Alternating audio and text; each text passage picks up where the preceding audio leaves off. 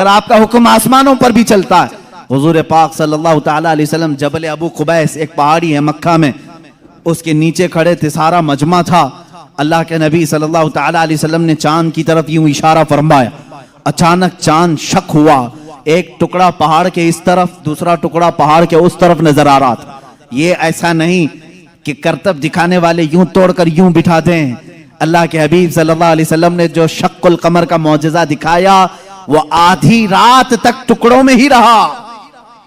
Minute, 2 minute, 5 minute नहीं, आधी रात तक टुकड़ों में रहा। और ये बात सिर्फ मक्का वालों ने नहीं, जादू हो तो सामने वालों को दिखे। मियां अब तो कमाल आसमान पर हुआ है। चांद एक शहर में तुलू नहीं होता, पूरी दुनिया में तुलू होता है, पूरी दुनिया में। अब मैं आपको बताऊं चंद तारीखी बातें। हिंदुस्तान की सरजमीन पर भी चांद के टुकड़े होते हुए देखा था। राजा चिरमन, जो कासरगोड केरला के रहने वाले, आज भी उस राजा का फोर्ट मौजूद है। वहां से उसने चांद के 2 टुकड़े हुए देखा और उसने इस रात को नोट करके रख लिया कि फला फला रात चांद के 2 टुकड़े होते हुए मैंने देखा है। फिर जब हजरत मालिक बिन दीनार तशरीफ लाए, हिंदुस्तान आए और उनके कमालात को देख करके उसने कहा एक रहस्य है, एक मुअम्मा है जो हल नहीं होता। मैंने एक रात चांद के 2 टुकड़े होते हुए देखा है। हजरत मालिक बिन दीनार ने कहा वो मेरे आका की उंगलियों की बरकत थी। कहा वो कौन है, कहाँ रहते हैं? कहा वो मक्का मुकर्रमा में है। रसूल करीम सल्लल्लाहु ताला अलैहि वसल्लम के मुतालिक मालिक बिन दीनार ने जब बताया, उस राजा ने उसी वक्त सफर का इरादा किया और अपने कुछ साथियों के साथ सफर के लिए रवाना हुआ। मक्का मुकर्रमा पहुंचा भी और इस्लाम की दौलत से मुशर्रफ भी हुआ। जहां तक ये तारीख मिलती है, वापसी में दरमियानी रास्ते में उसका इंतकाल हुआ और मस्कत सलाला के करीब गालिबन, जो ओमान में एक शहर है, वहां पर तदफीन भी अमल में आई। आज भी मज़ार मुबारक है। ये तारीख की वो सच्चाइयां मैं आपको बता रहा हूं। सिर्फ मक्का के काफिरों ने मौजज़े शक्कुल कमर नहीं देखा, हिंदुस्तान को भी फख्र है इस बात पर कि हमारे दरमियान से भी, अगरचे वो कुफरिस्तान में रहने वाला राजा, लेकिन बाद में इस्लाम में आकर के उसने हम सब का कफारा अदा किया है। मौजज़े शक्कुल कमर को देखा भी और इनकार नहीं किया। इससे ये मालूम होना चाहिए हिंदुस्तानी वो हो जो मेरे आका के मौजज़ों को देखे तो इनकार ना करे, बल्कि ईमान लेकर के आए और सहाबा के नक्शे कदम पर चले। यह हकीकी हिंदी होने की दलील भी है। जो हिंदुस्तानी मुसलमान है वो हुजूर के इल्म गैब का इनकार ना करे। सहाबा ने इनकार नहीं किया था। सहाबा ने नहीं कहा था पीठ पीछे की खबर नहीं है। अगर तुम हिंदुस्तान में रह करके इस तरह की बातें करते हो तो मैं कहता हूं देशद्रोही तो असल यही है। सबसे पहले अजीजा ने गिरामी वकार, अब रसूल करीम सल्लल्लाहु ताला अलैहि वसल्लम के मौजज़े शक्कुल कमर को जो होते हुए हबीब यमनी ने सामने देखा। अच्छा, और एक दूसरी तारीख, चीन में, चाइना में आज भी एक जगह है, एक मस्जिद है जहां पर इबारत तहरीर लिखी हुई है। हमारे पास उसकी एक तस्वीर लाई थी और जिन लोगों ने वहां विजिट किया है उन्होंने भी बताया कि वहां पर तारीख लिखी हुई है चाइना में कि आज की वो रात है कि यहाँ के इलाके वालों ने आसमान पर चांद के 2 टुकड़े होते हुए देखा है। जबकि चाइना में इस्लाम कहाँ आया था? उस वक्त कोई इस्लाम और ईमान वाला नहीं था। उसके बावजूद लोगों ने जो देखा वो दीवार पर लिखा हुआ है। ये तारीख की सच्चाइयां हैं और इसका इनकार कुफ्र है। इसलिए कि शक्कुल कमर का मौजज़ा खुद कुरान बयान कर रहा है। इक्तरबति साअतु वंशक्कल कमर, कयामत करीब आ जाएगी तो चांद फट जाएगा। इसकी तफसीर में फरमाया चांद खुद से नहीं, हुजूर पाक की उंगलियों के इशारे से फटा है। ये मौजज़ा। और उसके बाद हुजूर पाक सल्लल्लाहु ताला अलैहि वसल्लम के इस मौजज़े को देख करके हबीब यमनी ने कहा, अच्छा ये तो हमने देख लिया, लेकिन अल्लाह का रसूल वो है। देखें, अब ये अकीदा है, असल अकीदा। काफिर भी अकीदा ये रखते थे रसूल वो होता है जो गैब की खबरें देता है, गैब की खबरें देता। उसने ये अपनी शिकायत नहीं की, कहा मेरे दिल में एक बात है जो चुभ रही है, क्या आप बता सकते हैं? कौन कहा? हबीब यमनी ने। हुजूर पाक सल्लल्लाहु अलैहि वसल्लम ने फरमाया, हाँ तेरे दिल में ये बात है कि तेरी एक बेटी अपाहिज है, लंगड़ी है और कमजोर है और اس کے جسم میں کمزوریاں ہیں پیدائشی طور پر، تجھے ہمیشہ اس کا دکھ ستاتا ہے، کاش وہ بچی صحیح ہو جائے۔ حبیب امنی نے کہا بالکل میرے دل کی بات آپ نے بتائی، اور کلمہ طیبہ پڑھا۔ کلمہ طیبہ نہیں پڑھا، کہا کہ میں آپ کو پھر سے ملاقات کرتا ہوں، پھر سے ملاقات کرتا ہوں۔ ابو جہل بہت بہکانے کی کوشش کرتا رہا۔ حبیب جو ہے یمن کے سفر پر چلا گیا، واپس گیا، اسی شش و پنج میں تھا کہ آخر کوئی شخص میرے گھر کی بات کیسے بتا سکتا ہے؟ محمد صلی اللہ تعالیٰ علیہ وسلم یمن کبھی ادھر آئے نہیں، میرے گھر میں معذور لڑکی انہیں کیسے پتا؟ وہ یمن اسی شش و پنج میں گھر آیا، دروازہ کھولا تو دیکھا اس کی بیٹی بھلی چنگی چلتی ہوئی آ رہی، اور کیا کہہ رہی ہے؟ لا الہ الا اللہ محمد الرسول اللہ۔ حبیب گھبرا گیا، کہا اے خاتون، اے میری بیٹی، یہ تو بھلی چنگی کیسے ہو گئی اور تیری زبان پر یہ کلمہ کیسے آیا؟ وہ کہتی ہے آج سے چند روز قبل میں رات کے وقت آرام کر رہی تھی بستر پر، درد شدت کا تھا، اسی اسنا میں نے گھر کے دیوار پر، گھر کے دروازے سے ایک نورانی شکل کے بزرگ کو آتے ہوئے دیکھا۔ کہا وہ کیسے تھے؟ کہا ان کی آنکھیں ایسی تھی گلابی رنگت والے چہرے کے جن کی بھویں ملی ہوئی تھی، زلفیں کندھوں تک لٹک رہی تھی، امامے کا شملہ اس طرح تھا، پورا حلیہ میرے آقا کا وہ بتانے لگی۔ کہا انہوں نے آ کر کے مجھ پر دم کیا اور میرا جسم صحیح سلامت ہو گیا، اور انہوں نے کہا اے بچی تو یہ کلمہ کیوں نہیں پڑھتی؟ انقریب تیرا باپ بھی پڑھے گا۔ میں نے کلمہ پڑھ لیا۔ وہ کہتا ہے حبیب یمنی، اے خاتون تم مجھ سے پہلے پہنچ گئی، اب میں گھر میں نہیں واپس مکہ جاتا ہوں۔ واپس آیا اور دار اسلام میں داخل ہوا۔ ابو جہل کو کوسنے لگا اور کہا اے ظالم، تو نے جادوگر کہہ کر کے بلایا تھا، محمد کے متعلق کیا کیا پروپیگنڈا پھیلایا تھا۔ اور ابو جہل سے کہا بات تو اچھی ہی ہے تیری، تو نے جادو دکھانے کے لیے بلایا تھا، لیکن میں تو ایمان کا سرشتکار ہو گیا، میں ایمان کے پیکر میں ڈھل گیا۔ اللہ کا احسان ہے میرے عزیزو، یہ میرے آقا صلی اللہ تعالیٰ علیہ وسلم کا ایک معجزہ دکھانے کے لیے لوگوں نے کہا تین معجزے اس وقت دکھائے، چاند کے ٹکڑے بھی کیے، اس کی بیٹی کے گھر میں اس کو صحت بھی دیا، اور پھر اس کو ایمان کی دولت سے بھی نوازا۔ عزیزان گرامی، حضور اکرم صلی اللہ تعالیٰ علیہ وسلم کے جو کمالات اور معجزات علم غیب سے متعلق ہیں وہ تو ایک الگ ٹاپک ہے۔ میرے آقا کیا کیا جانتے تھے، کیا کیا نہیں جانتے تھے، یہ ہم سب کو کہنا ہی نہیں چاہیے۔ پہلی بات، تم ہوتے کون ہو حضور کا علم ناپنے والے؟ تم یہ کہو کہ حضور کو یہ نہیں معلوم تھا، یہ نہیں معلوم تھا، یہ نہیں معلوم تھا، تجھے کیا کیا معلوم ہے؟ اللہ کے حبیب صلی اللہ تعالیٰ علیہ وسلم کے متعلق بعض لوگ کہتے ہیں حضور یہ نہیں جانتے تھے، حضور یہ نہیں جانتے تھے۔ ظالموں، ذرا اپنے علم کی خیر مناؤ، اپنے ایمان کی خیر مناؤ کہ اللہ کے نبی صلی اللہ علیہ وسلم کو قرآن کہہ رہا ہے وَعَلَّمَكَ مَا لَمْ تَكُنْ تَعْلَمْ، اے رسول ہم نے آپ کو وہ سب سکھا دیا جو آپ نہیں جانتے تھے۔ اب اللہ نے کیا کیا سکھایا پہلے اللہ سے پوچھ کے آؤ، اے رب تو اپنے نبی کو کیا کیا سکھایا ہے؟ اللہ رب العزت جانے اور اس کا رسول جانے کہ وہ کیا سکھایا اور انہوں نے کیا سیکھا ہے۔ بہرحال حضور اکرم صلی اللہ تعالیٰ علیہ وسلم کا ایک اور معجزہ میں عرض کروں، اس کے بعد میں اپنی گفتگو کو سمیٹتا ہوں۔ چاند کا شق ہونے کا معجزہ، دنیا میں دو بڑی چیزیں ہیں جو طاقتور، ایک چاند اور ایک سورج۔ چاند تک پہنچنے کے دعوے تو کیے ناسا والوں نے، اور سورج پر پہنچنے کی کوشش کر رہے ہیں لیکن جل رہے ہیں، پریشان ہو رہے ہیں۔ لیکن ظاہر سی بات ہے اس کا جو والٹ ہے وہ تو تم جلا دے گا، ابھی پہنچے نہیں ہیں۔ چاند میں پہنچے تھے یا پھر فلم یہیں سے بنائے تھے، اس پر بھی بہت سارے ڈیبیٹ چل رہے ہیں۔ بہت سارے لوگ انہی کے لوگ مانتے بھی نہیں، چاند پر تم گئے نہیں تھے، فلاں اسٹوڈیو میں کھڑے ہو کر کے سب فوٹو بنا کر کے لائے ہو۔ آج میری گفتگو کا یہ حاصل نہیں ہے، آج میرا وہ ٹاپک نہیں ہے، وہ پہنچے تھے کہ نہیں پہنچے تھے اس سے میرے ایمان کا تعلق بھی نہیں۔ ہاں ہم کو اتنا معلوم ہے کہ میرے آقا صلی اللہ علیہ وسلم مکہ کی زمین پر کھڑے ہو کر کے بھی اشارہ کر دیں تو چاند ٹکڑے ہو جائے۔ اور سائنسدانوں نے جو تحقیق کی ہے چاند کے متعلق، انگلینڈ کا ایک سائنٹسٹ ہے، اس نے کہا ہے چاند کے متعلق جو ہمارے پاس فوٹیج آئے ہیں، بہرحال یا جو کچھ بھی، اس سے ایسا لگتا ہے کہ کسی زمانے میں اس میں دراڑ پڑی تھی، اس میں کبھی دراڑ پڑی تھی، کبھی یہ ٹوٹا تھا، ان کو معلوم نہیں توڑا کس نے تھا۔ بہرحال وہ بھی میرا ٹاپک نہیں ہے، آج سائنس اور سائنٹسٹ یہ بھی ہمارا ٹاپک نہیں، لیکن جب بات آئے گی انشاءاللہ عرض کریں گے۔ اب سورج کی طرف چلتے ہیں۔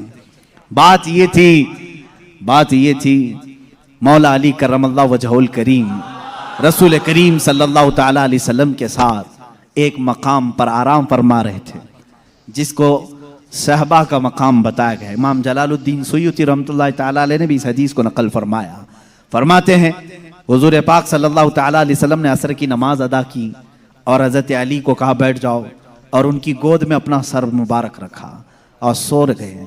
اللہ کے حبیب جب آرام فرماتے صحابہ بہت خاموش ہو جاتے۔ حضرت علی نے یہ کہا بھی نہیں کہ میری نماز ابھی ہوئی نہیں، اللہ کے نبی آرام فرما رہے تھے۔ حضرت علی انتظار میں رہ گئے، کیا آپ بیدار ہوں گے تو اٹھوں گا، عصر پڑھ لوں گا، لیکن اسی انتظار میں سورج غروب ہو گیا۔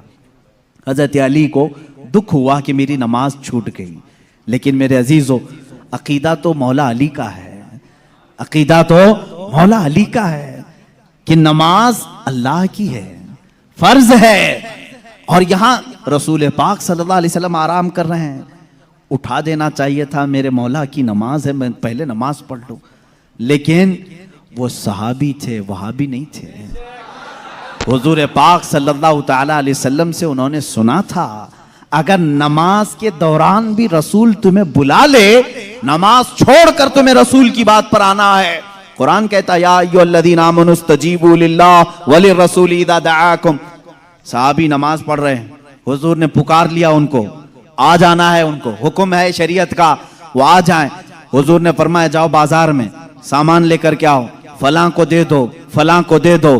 سب کام کر لیا، واپس آئیں تو کیا کریں؟ فرمایا اگر 2 رکعت ہوئی تھی تو باقی کی 2 رکعت وہیں سے کنٹینیو کریں، وہ باطل نہیں ہوئی جو چھوڑ کر گیا تھا۔ کیوں؟ اس لیے کہ وہ جو چھوڑ کر گیا تھا کسی ایرے غیرے کے کام میں نہیں، اطاعت رسول میں گیا تھا۔ اس سے پتا چلتا ہے نماز اللہ رب العزت کا حکم بجا لانا ہے اور رسول کی اطاعت کے مطابق کرنا ہے۔ مولا علی اسی فارمولے پر عمل کر رہے تھے۔ ادھر اگر نماز قضا ہو گئی تو ادا کر لوں گا، حبیب کی نیند میں فرق آیا، کہیں گستاخی اور توہین ہو گئی تو ایمان میں فرق نہ آ جائے۔ مولا علی خاموش رہے۔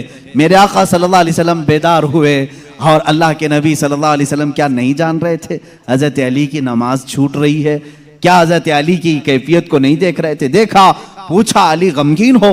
کہا ہاں، اثر نہیں پڑی۔ اللہ کے نبی صلی اللہ علیہ وسلم نے پوری کائنات کو یہ درس دیا ہے اس دن، صرف مولا علی کے لیے نہیں، پوری کائنات کے لیے، کہ جو محبت مصطفیٰ میں چیزیں فنا ہوتی ہیں اللہ تبارک و تعالی زندگی میں اسے سورج بھی پلٹا کر کے ادا کر دیتا ہے۔ حضرت علی رضی اللہ تعالیٰ عنہ کے لیے حضور پاک صلی اللہ علیہ وسلم نے ڈوبے ہوئے سورج کی طرف اشارہ فرمایا اور کہا کہ جہاں تو ڈوبا ہے پلٹ آ۔ سورج پھر واپس طلوع ہوا۔ حضرت ام سلمہ رضی اللہ تعالیٰ عنہ حضور کی زوجہ ہیں، فرماتی ہیں ہم نے پہلی مرتبہ سورج کو پچھم سے پھر سے نکلتے ہوئے دیکھا، تھوڑی دیر کے لیے، ایسا نہیں کہ پورا نکلا، عصر کے مقام پر جو پیلا سورج ہوتا ہے وہیں تک آیا۔ حضرت علی کرم اللہ وجہ الکریم نے نماز ادا کی، سورج پھر واپس پھر غروب ہوا، اتنی ہی دیر کے لیے آیا پھر پلٹ گیا۔ اسی لیے امام اہل سنت فاضل بریلوی رضی اللہ تعالیٰ عنہ فرماتے ہیں سورج الٹے پاؤں پلٹے چاند اشارے سے ہو چاک، سورج الٹے پاؤں پلٹے چاند اشارے سے ہو چاک، اندھے نجدی دیکھ لے قدرت رسول اللہ کی، اندھے نجدی دیکھ لے قدرت رسول اللہ کی، اشارے سے چاند چیر دیا، چھپے ہوئے خور کو پھیر دیا، گئے ہوئے دن کو عصر کیا، یہ تاب و تواں تمہارے لیے، زمین و زمان تمہارے لیے، مکین و مکان تمہارے۔ رسول کریم صلی اللہ تعالیٰ علیہ وسلم کے معجزات، سورج کا پلٹانا یہ میرے آقا کے عظیم معجزات میں سے ہے، عظیم معجزات میں سے۔ کس کے لیے پلٹایا گیا؟ مولا علی کرم اللہ وجہ الکریم کے لیے۔ عزیزان گرامی، تاریخ میں، اب معجزات کی تاریخ میں بہت ساری چیزیں موجود ہیں، یہاں تک کہ مردوں کو زندہ کرنے والا جو معجزہ ہے، میں نے وہ بچوں کے متعلق بتایا۔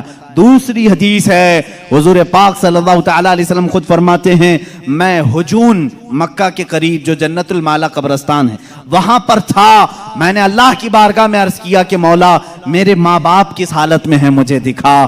حضرت بی بی آمنہ اور حضرت عبداللہ کے متعلق یہ خبیث آج انگشت نمائی کرتے ہیں, انہیں کافر کہتے ہیں, انہیں مشرک کہتے ہیں. سنو حدیث پاک, یہ حدیث ثابت ہے. امام جلال الدین سیوطی رحمۃ اللہ تعالی علیہ نے اپنی کتاب میں لکھا ہے التعظیم والمنہ فی ان ابوئی رسول اللہ صلی اللہ علیہ وسلم فی الجنہ. کتاب ہے, اس میں حدیث بھی ہے.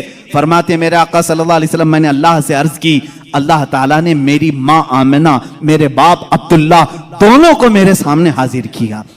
وہ وفات پا چکے, سالوں پہلے وفات پائے, اور ان دونوں کو میرے آقا صلی اللہ علیہ وسلم کے سامنے حاضر کیا گیا. حضور فرماتے ہیں بی بی آمنہ نے بھی میرا کلمہ پڑھا, حضرت عبداللہ نے بھی میرا کلمہ پڑھا, اور اسی لیے تو ہم کہتے ہیں وہ پاک ہیں میرے آقا صلی اللہ علیہ وسلم, اور پاکوں سے منتقل ہوتے ہوئے آئے ہیں. حضور اکرم صلی اللہ تعالیٰ علیہ وسلم کے متعلق جو یہ عقیدہ رکھے گا کہ ان کے آبا و اجداد کافر تھے, تو میں سمجھتا ہوں دنیا میں اس سے بڑا بدبخت کون ہے, اس سے بڑا ایسا حرمہ نصیب جو حضور پاک کے آبا و اجداد پر طعنہ زنی کرتا ہے. عزیزان گرامی, ہمیں تو بریلی کے امام نے یوں کہا ہے, تیری نسل پاک میں ہے بچہ بچہ نور کا, تو ہے عین نور, تیرا سب گھرانہ نور کا. حضور سے لے کر آدم علیہ السلام تک کا جو گھرانہ ہے وہ سب گھرانہ نور کا ہے, اور نور کفر میں نہیں جا سکتا. عزیزان گرامی وقار, یہ معجزات کا باب تھا, جتنا بھی بیان کروں وہ کم ہے. اللہ کے حبیب صلی اللہ تعالیٰ علیہ وسلم کو رب تعالیٰ نے بے شمار معجزے دیے. آخری بات جو شروع میں نے کہا تھا, اور معجزے اس مقام کے لوگوں نے دیکھا, اس زمانے کے لوگوں نے دیکھا. موسیٰ علیہ السلام کا معجزہ ان کی قوم نے دیکھا, عیسیٰ علیہ السلام کا معجزہ ان کی قوم نے دیکھا, سارے نبیوں کے معجزے ان کے زمانے کی قومیں دیکھتی رہی.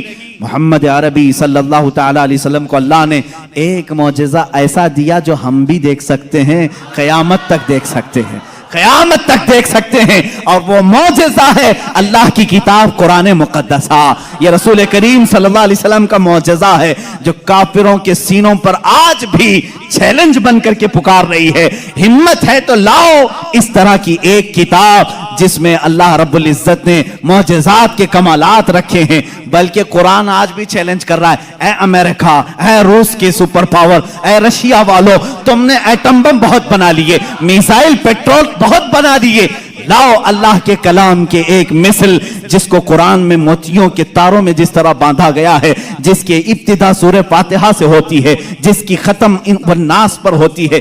اللہ نے پوری کتاب لانے کے لیے تو چیلنج کیا ہی تھا, بعد میں کم کیا گیا اور کہا گیا پوری کتاب نہیں لا سکتے, 10 سورتیں لا کر کے دکھا دو, 10 سورتیں اس طرح لا کر دکھا دو. 10 سورے نہیں لا سکے, پھر اللہ نے فرمایا چلو 10 آیتیں لا کے دکھا سکو. اے میرے عزیزو, فخر سے کہو, اے مسلمانوں, آج بھی زندہ جاوید معجزہ رسول اللہ کا ہمارے درمیان موجود ہے, وہ اللہ کی کتاب قرآن مقدسہ ہے. کوئی اگر تمہارے حقانیت کی دلیل تم سے پوچھے, تمہارا مذہب حق ہے, کیا دلیل ہے, اس کے سامنے قرآن پیش کر دینا. قرآن 14 صدیوں پہلے آج کے ہونے والے واقعات بیان کر رہا ہے. تیرے بھی پاس اس کا کوئی جواب ہے تو لا کر کے دکھا دے, اس لیے کہ رسول اللہ کا معجزہ ہے. دوسرا میری طرف سے چیلنج ہے, سارے کمپیوٹر, سارے ویب, جتنے بھی انٹرنیٹ کی دنیا ہے, سارے ہیکر جو اس زمانے میں بڑی بڑی بینکوں کو ہیک کرتے ہیں, سب سے میرا چیلنج ہے, آؤ اللہ کی کتاب قرآن مقدسہ کو ہیک کر کے دکھاؤ, اور ایک آیت ہیک کر کے دکھاؤ, میں مان لوں گا. ایک زبر ہیک کر کے دکھاؤ, نہیں کر سکو گے. تم نے دنیا کے بڑے بڑے پارلیمنٹ کا ڈاٹا چرایا ہوگا, اللہ کے کلام کا ایک زبر نہیں چرا سکتے. یہ میرا چیلنج ہے, ہیکر سب جمع ہو جاؤ, اللہ کی کتاب کو ہیک کر کے دکھاؤ. انشاءاللہ العزیز صبح قیامت تک نہیں کر سکو گے. مجھ جیسے کروڑوں لوگوں کو اللہ نے پیدا کیا جن کے سینوں میں اللہ نے یہ قرآن محفوظ کیا ہے. عزیزان گرامی وقار, یہ میرے مصطفیٰ کا زندہ جاوید معجزہ ہے. اس کو سینے سے لگاؤ, اس کو پڑھو بھی, اس پر عمل بھی کرو. مولا ہمیں دنیا میں قرآن کے ساتھ رکھے اور صاحب قرآن کی محبت کے ساتھ رکھے. جب قبر میں جائیں تو مولا ہمیں قرآن کے ساتھ قبر میں لے جائے اور صاحب قرآن کی زیارت نصیب کرے. جب حشر میں مولا ہمیں اٹھائے تو قرآن کے ساتھ اٹھائے اور صاحب قرآن تاجدار مدینہ کی شفاعت نصیب فرمائے. وآخر دعوانا الحمدللہ.